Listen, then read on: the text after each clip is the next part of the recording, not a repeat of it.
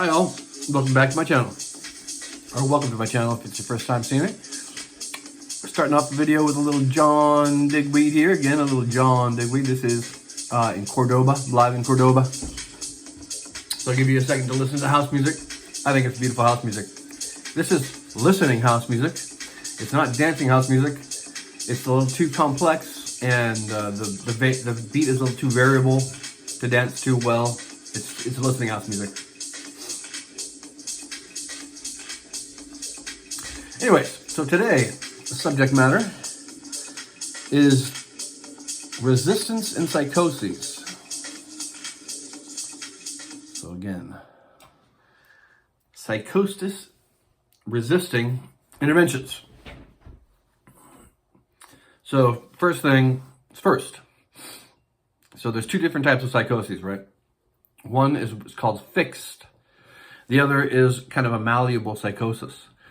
Okay, so a fixed psychosis, if you try and confront a fixed psychosis, let's say somebody who's hearing voices is hearing a particular voice, and let's say he claims that it's demonic, right?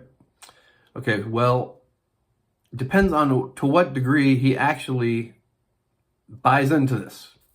And if he's all in to this notion of the self, of being haunted by a demon, then I'm afraid confronting him is not going to do you any good. It's just going to exacerbate the symptoms. So instead of confronting him, you actually want to listen for meaning.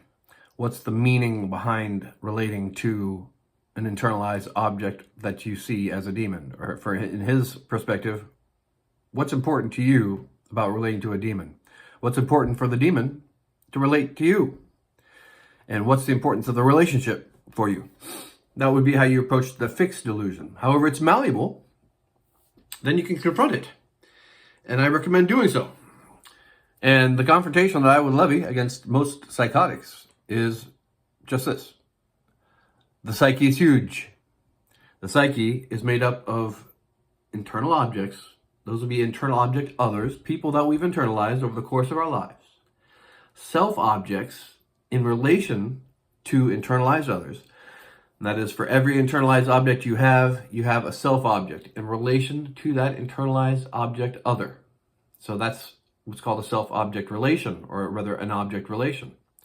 And you have hundreds of these, folks, hundreds of internalized object relations. Subpersonalities and archetypes. So all of these things are exteriorized. And I believe that this is a term that I've created. So it's the exteriorization of the psyche into the surrounds of the body. Again, the exteriorization of internalized objects, archetypes, subpersonalities, and self-objects into outside of the body and into the environment. That process is what I would confront. I would say, hey, I know you're hearing voices, friend, but those voices are actually internalized objects, subpersonalities, and archetypes, and self-objects. And then, of course, we'd have to have a huge discussion about what a self-object is, what an internalized object is, what an archetype is, and what a subpersonality is, which I'm not going to get into here. But that conversation plus that insight, so the psychotic who's probably recently developed the delusion that he's relating to a demon, it's a recent delusion, therefore still malleable, not fixed, to give him that insight. That's actually an archetype or an internalized object. It's not a real demon, dude. You're not actually communicating with a real demon. You're communicating with an archetype, an internalized object, or a subpersonality, or self-object, which you've exteriorized into your field of awareness that you find surrounding your body, friend. Okay, then there's resistances. So to that, there's resistances for the psychotic to accept your intervention. And I think those are like 3 or 4-fold here. So one is the psychotic may be unwilling to accept the size of their own psyche. They might feel comfortable being a persona, at least a little guy. Their previous experience as such, as they see it, a persona with a personal history. And they may resist you pointing out that you have internalized objects, mothers and fathers, internalized object friends and relatives. They may resist that because of some discomfort there with acknowledging that the psyche is huge and that persona is relatively insignificant with regards to the sum total of the psyche. At least it feels relatively insignificant in relation to their former view, which held the persona in high esteem and was predominant. Second resistance to the intervention is going to be that they resist perceiving the persona or the brain as broken or abnormal. That's pretty straightforward, guys. I think you can catch that one. Third, there may be a resistance to letting go of the self-image as spiritual or as grand or as grandly spiritual or spiritually grand. Now, again, I don't want to discourage you or your clients from perceiving spiritual realities, folks. And spiritual realities, it does exist. A spiritual reality does exist. And occasionally now, very rarely, you have spiritual experiences. So for me, I would say the most legitimate of my spiritual experiences has been being baptized by the Holy Spirit. It was so profound. It was so penetrating.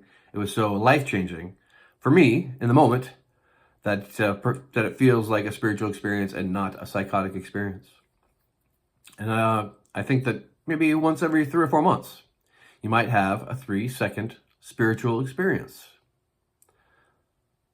If you're lucky, once every 2 months, you'll have a legitimate spiritual experience. And you might be relating to the dead, or you might be relating to the partial soul or servitor of another being living, or God or demon, etc., etc., etc. Most of the time, though, folks, 99.95% of the time, you are relating to your internalized objects, your archetypes, your subpersonalities, or your self-objects. There aren't these souls swimming out there, guys. It's you. That's both for psychics, psychotics, and normal people. Okay. The fourth and final resistance to the intervention is that I think that there's a resistance to acknowledging that internalized objects are being triggered by external events. So that frequently happens, folks. Where, let's say, you're driving down the freeway, someone cuts you off in their car, right? Well, what happens is that you get pissed at that person that just cut you off, but immediately an internalized object relation is elicited in the psyche, and you have the small self or the younger self object in relation to a former irritable or rather irritating, abusive, someone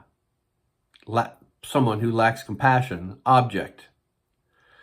And then, so that's in your space, man. And you got to do one of two things. You got to transcend that, or you have to navigate it and comfort the one who is being abused, the self object that's being abused, and confront the internalized object abuser. I use prayer myself to do most of that work, but again, that's kind of outside the scope of this video. All right, so in the felt sense there, the reason for the resistance is someone else is influencing me in my reality?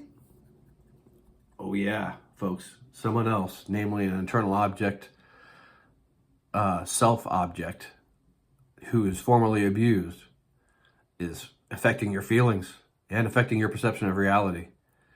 And you can identify with your abuser in this self-object relation, or rather in this internal object relation, and become abusive yourself towards this person that cut you off. But that's not freedom, man. That's just someone else, namely your abuser now, internal object abuser, influencing you and your reality. Okay, that sums up what I had to share for you today. Hope you're all doing real well.